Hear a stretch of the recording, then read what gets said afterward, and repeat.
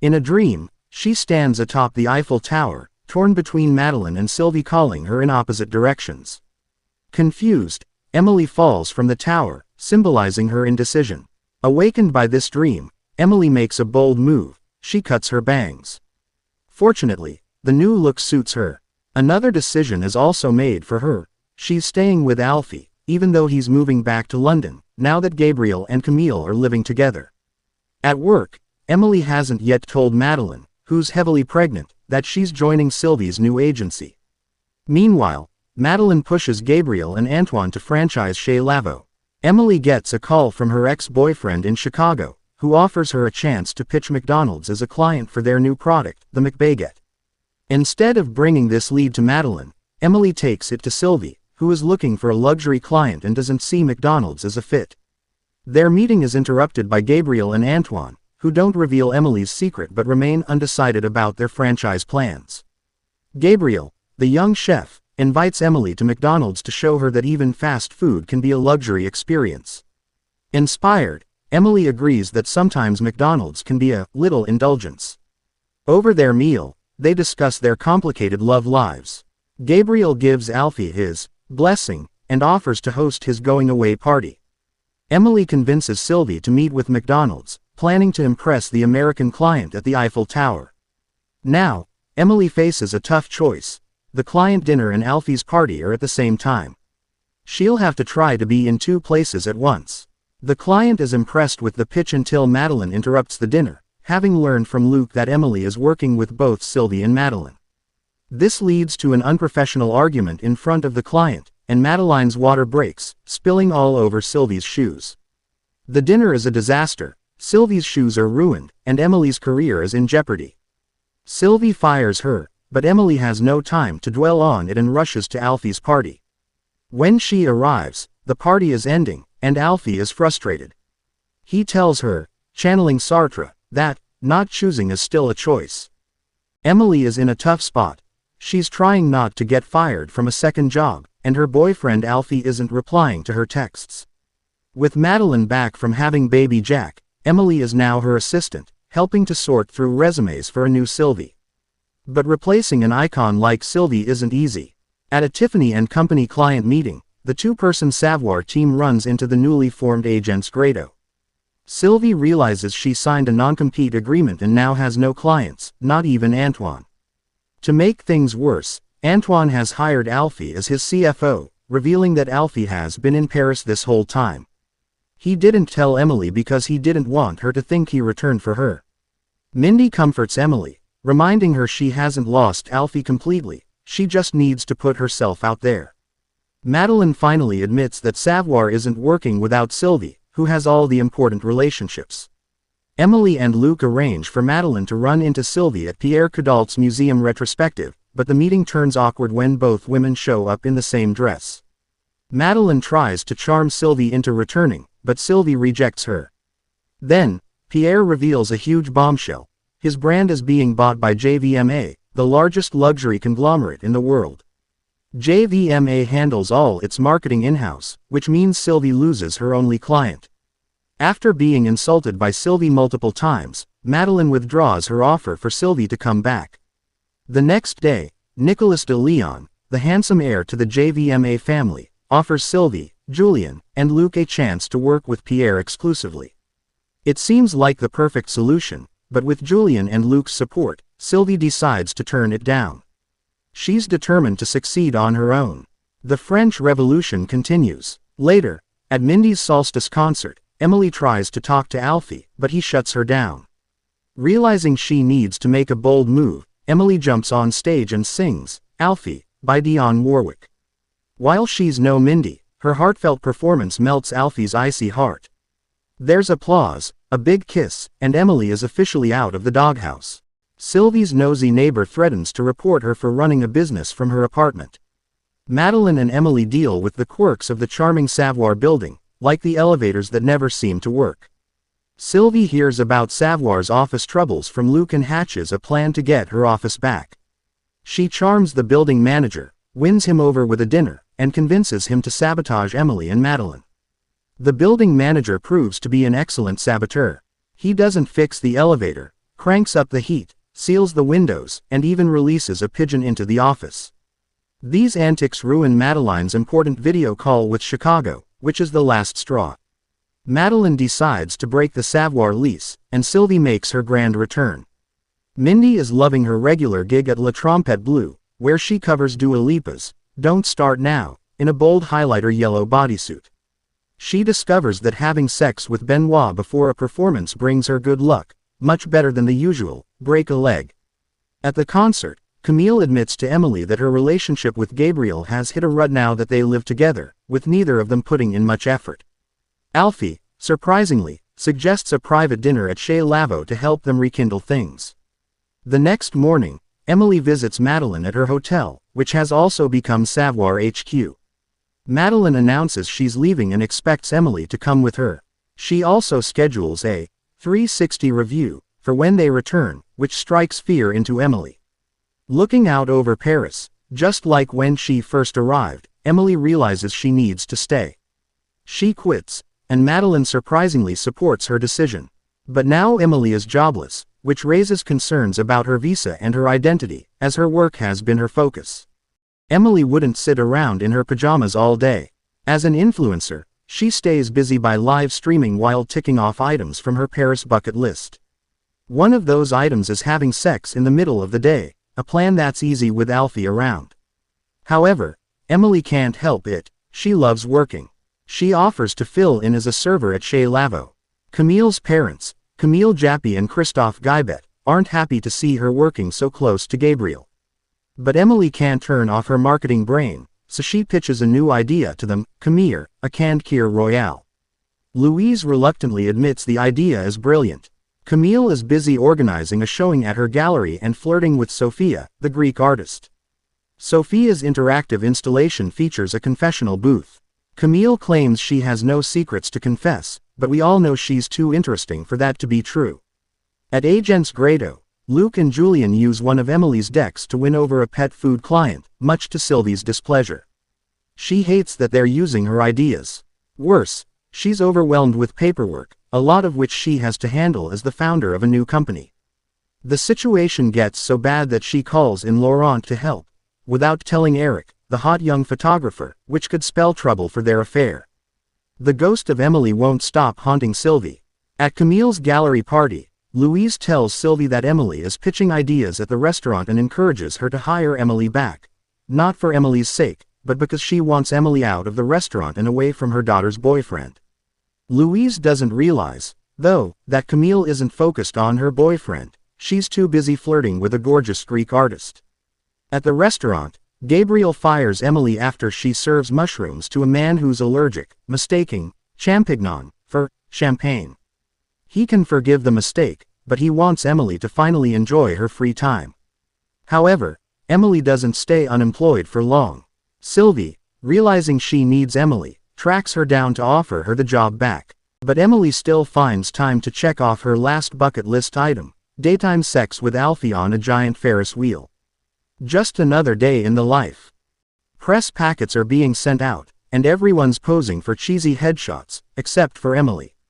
Until her work visa is approved, Emily isn't an official full-time staffer and needs to prove her worth to both clients and Sylvie. Emily's opportunity comes quickly. Janine Dubois, a columnist at Le Monde who follows at Emily in Paris, is a potential lead, and Sylvie is desperate to get featured in Le Liste **. After a quick DM, Emily meets Janine for lunch at Chez Lavo to set up an introduction to Sylvie. Sylvie arrives, but Janine is too busy chatting with Emily and flirting with Gabriel to notice her. When Janine's Le Liste column is published, Emily is no. 1, Gabriel is number 8, and Sylvie isn't on the list at all. Sylvie's furious, but she begrudgingly admits it's a win for the company. Alfie throws a surprisingly lit housewarming party in the middle of the day. Nicolas de Leon is there, and Emily, ever the hustler, immediately tries to pitch Agents Grado. However, he's more interested in locking eyes with Mindy. Turns out, Nicholas and Mindy go way back to rich kid boarding school in Switzerland, and their instant chemistry doesn't go unnoticed by Benoit, who remarks, "You two seem very cozy." Meanwhile, Camille and Sophia are caught making out on Alfie's roof deck, leaving Emily in a tricky position, torn between her loyalties to Camille and Gabriel. For now, Emily stays out of it. Nicholas invites Emily, or really Mindy, to a glam pool party for a new sunblock line. Emily has a lightbulb moment when she realizes Benoit's original song, Mon Soleil, could be the perfect jingle. She gets the DJ to play a remix of it, and Nicholas is sold, but really on Mindy. Mindy is excited to share the news with Benoit, but he's less than thrilled, feeling threatened by Nicholas. This leads to a somewhat ambiguous breakup, though not before they sing a cover of Shallow at the jazz club, a tense, emotional duet. As for Sylvie, she may not have made La Liste, but she gets something even better, a full feature in the style section, solidifying her position in the Parisian spotlight. The Grado team faces a venue crisis for their Super Luxe McLaren event and, as usual, calls in a rich friend for help. Antoine generously opens his beautiful home in Provence for the occasion, and his wife, Catherine, graciously hosts the group, though her pointed attitude towards Sylvie doesn't go unnoticed. As Eric slyly observes, Sylvie seems to know the place a bit too well. While the event preparations unfold, Camille stays behind in Paris, and Gabriel heads out to Provence to cook for the VIP guests. On the way, Emily and Gabriel have a quiet lunch at a Michelin star restaurant, setting the stage for a very sensual eating montage. The meal sparks a deep conversation between the two, with Gabriel contemplating his future, considering becoming more ambitious in his career and even starting a family. Back in Paris, Camille seems to be taking a very different direction in her love life. She's immersed in an affair with Sophia, making out so frequently that it's hard for her to come up for air. As she questions her capacity to love just one person, it's clear that Camille's exploration of her desires is only just beginning. As the McLaren event kicks off, chaos ensues when Antoine discovers that the lavender fragrance he's been developing smells awful, except for one small batch. This sends the entire team into a panic.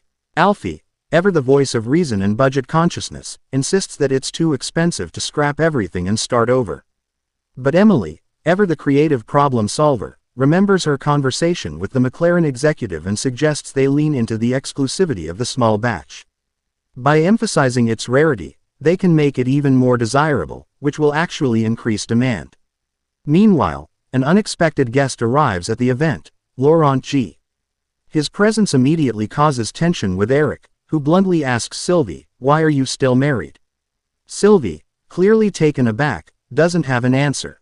This question seems to linger as Eric storms off, and Sylvie, feeling the weight of the moment, ends up in an impromptu and rather unexpected moment of liberation with Laurent. After a chaotic bee attack, the two end up jumping into a pool naked, an act that feels surprisingly destined and sets the stage for something new. Agence Grado faces a series of fashion crises, starting with Gregory Dupre's pitch to Air France for new flight attendant uniforms. The line he presents is far from professional, with a BDSM theme that's clearly unsuitable for an airline.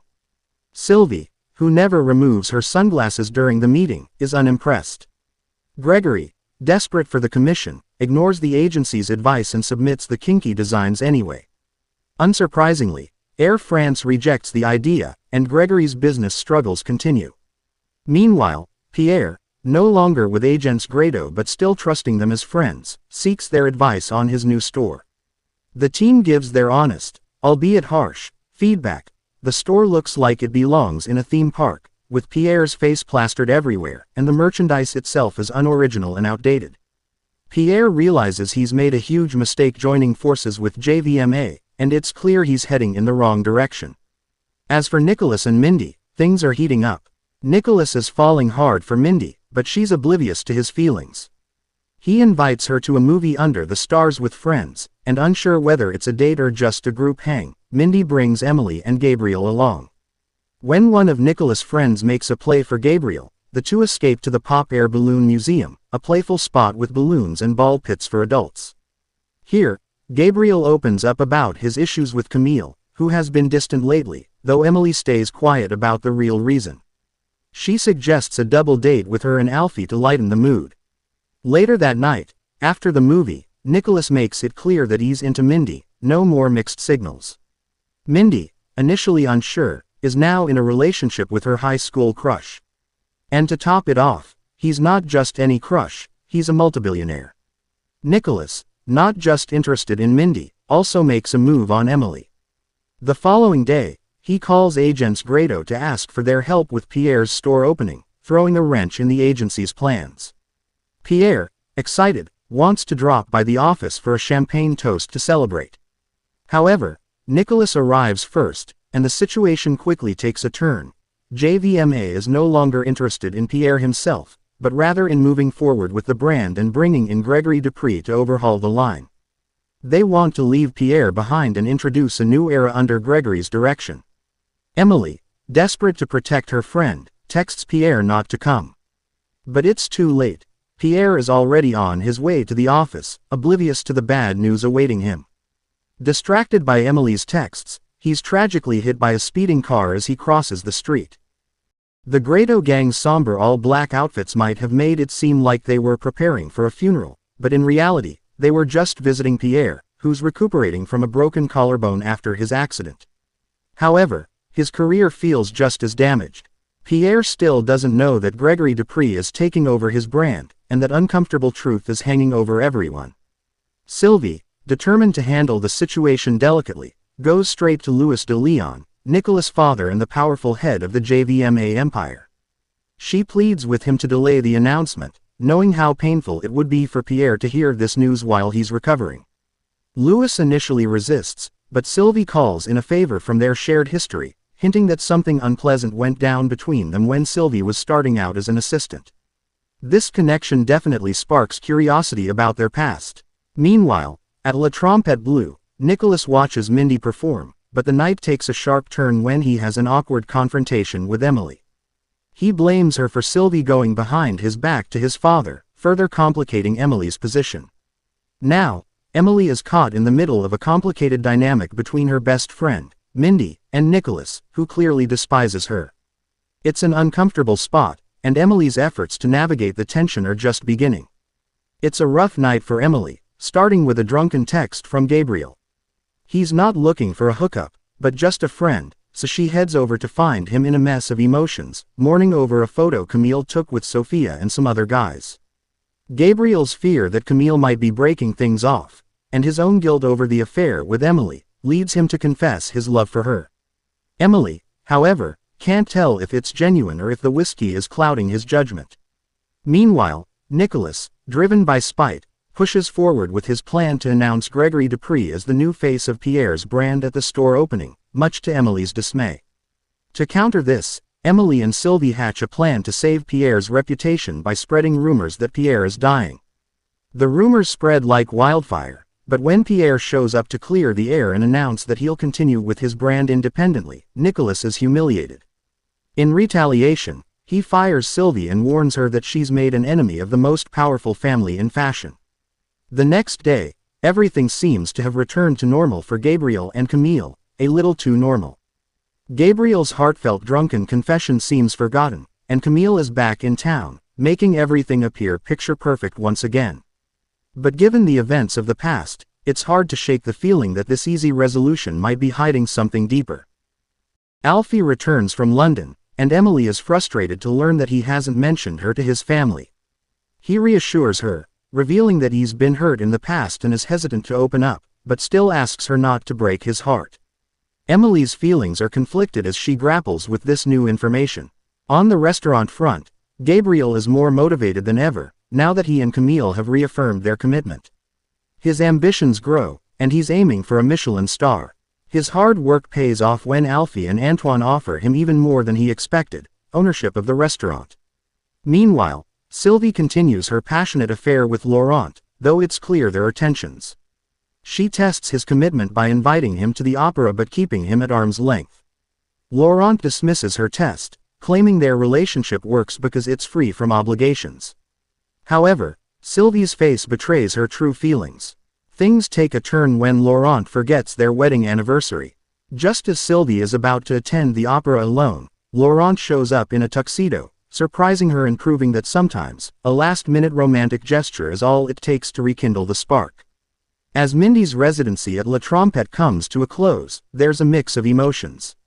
While Nicholas continues to be an incredibly supportive boyfriend, the relationship is causing a strain in Mindy and Emily's friendship. Mindy confronts Emily for the role she played in embarrassing Nicholas in front of his father, and Emily immediately apologizes for prioritizing her work over their friendship. At the party celebrating Mindy's residency, Emily attempts to mend things with Nicholas, but he's unforgiving and throws her out. Despite the tension, Emily chooses to protect her friendship with Mindy and keeps Nicholas' behavior to herself. She vents her frustrations to Alfie, who offers his usual protective support, further highlighting the growing bond between him and Emily. At Agents Grado, Julian pitches a campaign for Amy Paris, which will celebrate love in true Parisian style by live streaming a couple's engagement. Emily is tasked with vetting the couple to ensure their love is genuine, and the answer will be yes, but things hit a snag when Gabriel and Camille are proposed as the perfect couple for the campaign. Gabriel is indeed considering proposing to Camille, but Emily is caught in a tough spot because the situation is complicated by her feelings for Gabriel. In an ironic twist, just as Emily helps Gabriel plan the perfect proposal location, Camille beats him to it and proposes first, throwing off Emily's campaign. Not one to give up easily, Emily pitches a new idea to Julian's client, a hot air balloon campaign titled, "Love is in the Air." Julian is furious at Emily's interference, but her idea works and even gets her a ride in the hot air balloon with Alfie, who, after much hesitation, is finally willing to be vulnerable and commit to Emily. Gabriel unveils the name for his reimagined restaurant, L'Esprit de Gigi, named after his grandmother from Normandy, who comes to town for the opening and even helps with cooking. While the gesture is sweet, it becomes clear that Gigi doesn't particularly like Camille, possibly for reasons Gabriel hasn't yet discovered. At Agents Grado, Emily can't resist hijacking Julian's campaigns again, this time overshadowing all his ideas during a client meeting. Julian, frustrated, considers leaving the agency, and Sylvie promises to keep Emily in check, but it may be too little, too late, as Julian begins drafting an email to another employer. Meanwhile, Sylvie is more focused on Laurent's new venture, a private membership club called Laurent G in Paris. This could elevate them to Paris power couple status, but the twist comes when Sylvie learns that Laurent's mystery investor is none other than Louis de Leon, with whom Sylvie shares a complicated past. Gabriel remains determined to earn a Michelin star for L'Esprit de Gigi, but the pressure is mounting as he knows an anonymous Michelin inspector could show up at any time. Coincidentally, it turns out Luke's ex, Marianne, is one such inspector. On opening night, Luke arrives with Marianne, and Emily rushes to warn Gabriel about the VIP guest in the house. Meanwhile, Alfie confides in Mindy about Nicholas' treatment of Emily at her closing night party, and Mindy immediately chooses Emily over her relationship with Nicholas, apologizing for her lack of support. At the same time, Nicholas shows hesitation about attending Camille's engagement party, despite Mindy having always supported him at various events. Nicholas is someone who's never had to compromise, but Mindy might be a challenge he's not ready for yet. This creates tension and leaves their relationship in uncertain territory. Mindy, determined to attend the engagement party despite Nicholas' reluctance, is waiting at the apartment for him. However, when he doesn't show up, it's Benoit who knocks on the door with some exciting news. His song, Mon Soleil, has been selected for the Eurovision Song Contest. This surprising twist sets up big things for next season. As they celebrate, Nicholas finally arrives, making up for his earlier flakiness by sweeping Mindy away on a private helicopter ride to Champagne. Meanwhile, now that Gabriel and Camille are engaged, Emily feels it's her responsibility to reveal the truth about Camille and Sophia. She encourages Camille to come clean to Gabriel herself, but Camille brushes her off, saying it was just a fling that's already over. She even throws in a comment about Emily and Gabriel, asking if their fling is really over. Emily is left speechless, as Camille's words hit a little too close to home.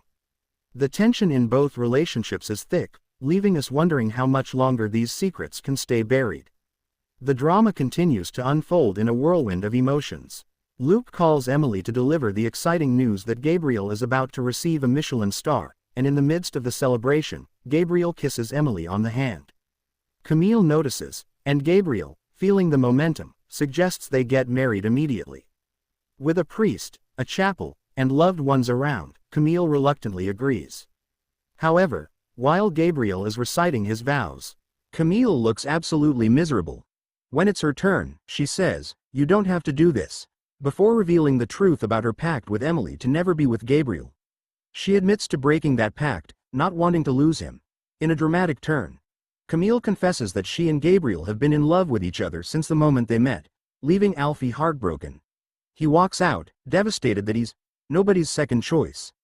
The wedding and celebration fall apart, and Emily is left grappling with the fact that her feelings for Gabriel have never truly faded. But the ultimate cliffhanger comes when Gabriel reveals that Camille is pregnant, an unexpected twist that explains why they've rushed into marriage and why Gabriel has been thinking about family and children. This revelation sets the stage for even more turmoil and uncertainty in the seasons to come. If you want next season, then comment yes for next season.